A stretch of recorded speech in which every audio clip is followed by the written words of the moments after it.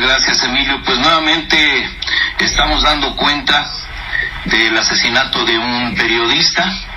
Ahora se trata de Luis Martín Sánchez Íñiguez, corresponsal de La Jornada en Tepic.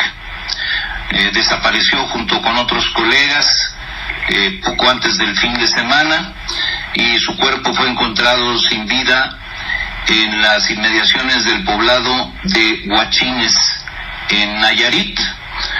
Hoy estoy recibiendo noticia de que un periodista de los desaparecidos apareció con vida, pero no es el caso de Luis Martín Sánchez, que se suma a la ya larga lista de periodistas asesinados en lo que va de este gobierno, un gobierno en el que se han cometido ya casi 160,000 homicidios dolosos y desafortunadamente la cuenta sigue.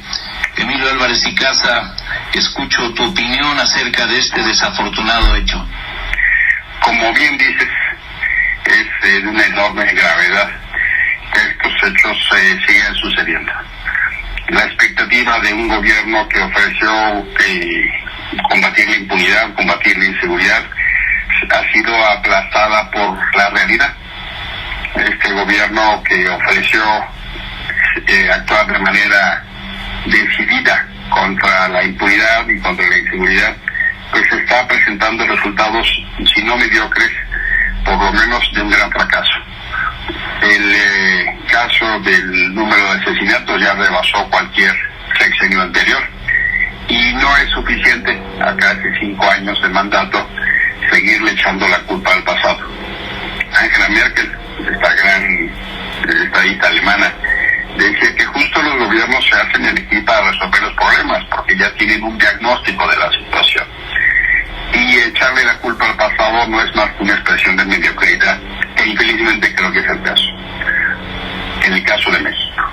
Ahora, en el caso de los periodistas, como tú bien dices, la semana pasada se prendieron las luces de alerta en el estado de Nayarit.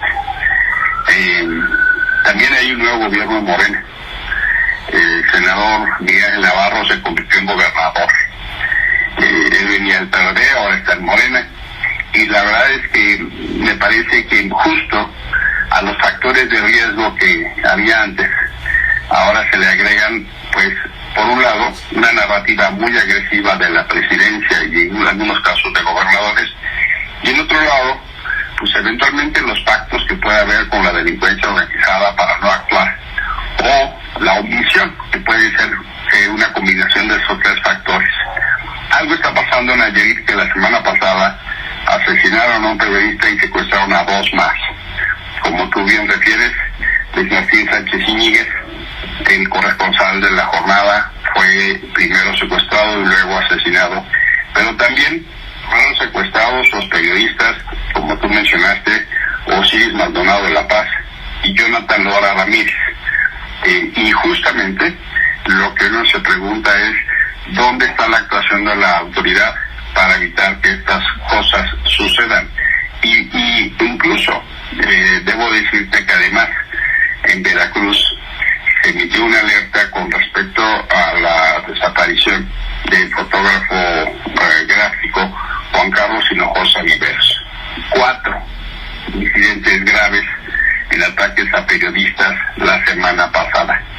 Y en este contexto es muy pertinente, Guillermo, poner en la mesa el informe del Observatorio de la UNESCO sobre los periodistas asesinados en el mundo en 2022. La UNESCO es esta instancia para la educación de la Organización de las Naciones Unidas, de la ONU. Y hay una serie de señalamientos en este informe que son de la mayor importancia. Nos dice la UNESCO que en 2022 fueron asesinados 86 periodistas en el mundo. En primer lugar, lo ocupó México con 19 crímenes. El segundo, Ucrania con 10. Ucrania es un país que se encuentra en guerra por la invasión rusa.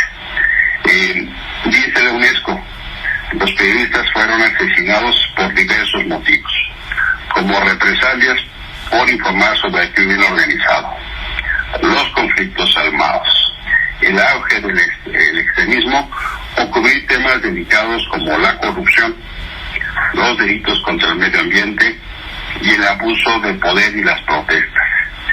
La impunidad de los crímenes, continúa UNESCO, sigue siendo obstinadamente alta. Además de los asesinatos, concluye la UNESCO, los periodistas siguen estando amenazados por múltiples formas de violencia que van desde la desaparición forzada, el secuestro, la detención arbitraria, hasta el acoso digital y el acoso judicial, especialmente contra mujeres. Todas las alarmas están prendidas ya. México está ubicado en el escenario internacional como el lugar más peligroso para ejercer el periodismo. Y en este contexto de ataque a la libertad de expresión en su peor expresión, que es justamente la violencia extrema como el homicidio o el secuestro, en este contexto de impunidad, uno diría, uno espera una actuación decidida del presidente.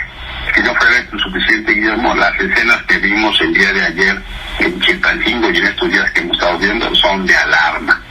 Los instrumentos que la autoridad diseña para protección, este vehículo blindado que se llama Rhino, fue utilizado por los protestantes para romper y allanar la casa de gobierno en Chilpancingo.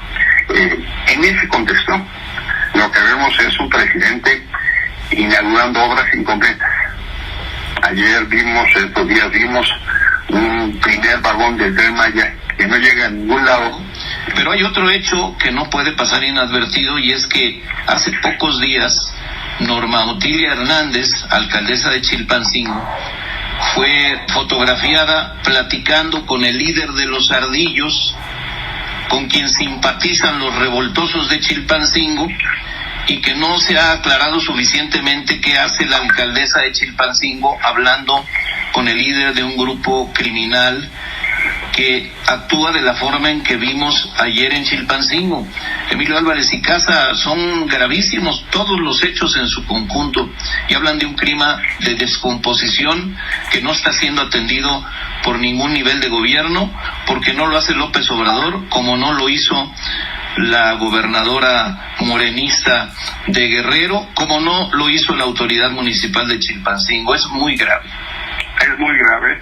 Hay que agregar que no solo tomaron control del vehículo blindado, Rhino, sino que también secuestraron a policías y guardias nacionales. La manifestación ayer fue conducida por una camioneta donde iban sometidos los propios policías locales y federales. En este contexto de crisis, en este contexto de una severa problemática, incluso no de ayer, en los últimos días, Chilpancingo estuvo prácticamente bajo ley de la selva. La gente no salía, tenía miedo, los cárteles obligaron a no salir, la gente se refugiaba. Este fin de semana fue muy complicado en Chilpancingo. Y lo que obligaba a una intervención de la autoridad mucho más inteligente, mucho más decidida, mucho más clara. Bueno, eso empezó a pasar a fines de la semana pasada. Como tú bien dices, se da a conocer esta conversación que la presidenta municipal no negó, dijo, sí me reuní con este líder de los Ardillos, un grupo criminal que ha azotado la región preocupantemente, y se desata esta dinámica de conflicto. Y en lugar de atender eso, el presidente se va en una inauguración kafkiana a inaugurar nada, pues porque el hecho que ha llegado el primer vagón del Tren Maya no quiere decir nada más que eso. Lo que constatamos ayer fue la devastación de la selva lacandona. Lo que constatamos es que el tren no funciona, que no hay estación, que no hay pasajeros, que no hay gente. Es ridículo. Es decir, en lugar de irnos a atender el lugar incendiado como polvorín por distintas manifestaciones de conflictividad social e inseguridad, nos vamos al espectáculo al otro lado de la República. Eso es un reflejo. Y es un reflejo de lo que está pasando con este gobierno. Asesinan periodistas, secuestran policías, secuestran equipamiento a la policía. Se les autorizó que el ejército estuviera en la calle, se les autorizó a la Guardia Nacional. Tienen instrumentos legales, constitucionales e institucionales para actuar, y prefieren el show. mala semana para la seguridad de México, mala semana para nuestra libertad, mala semana para los periodistas. Un abrazo solidario, por supuesto, a la familia de Luis Martín Sánchez, y un abrazo a todos aquellos que, a pesar del riesgo que corren, siguen trabajando. Pues así es, senador Emilio Álvarez y Casa, desafortunadamente así es, habría que decir.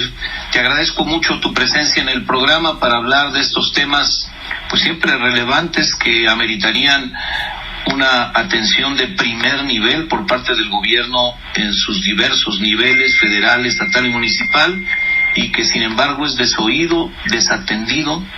Estamos en muchos puntos del país en manos de los criminales, y esa es una pésima noticia para México, porque pues el próximo año tendremos elecciones generales en el país, y que el país o una buena parte de él esté controlado por bandas del narcotráfico es una pésima noticia.